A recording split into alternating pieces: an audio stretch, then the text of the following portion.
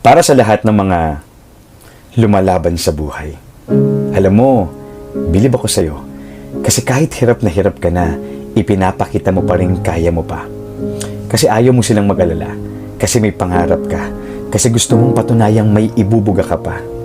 Tuloy, doon mo nakikitang mas nakakapagod pala. Mas nakakapagod palang itagong may mga araw na nanghihina ka. Mas nakakapagod palang ilihim na kailangan mo na ng makakasama.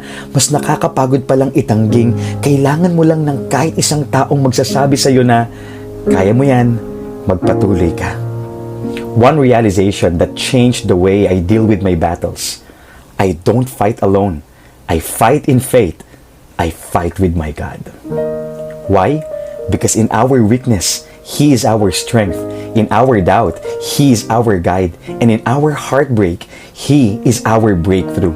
Walang labang hindi na ipanalo ang Panginoon. Ipagkatiwala mo sa Kanya ang laban mo ngayon. God bless.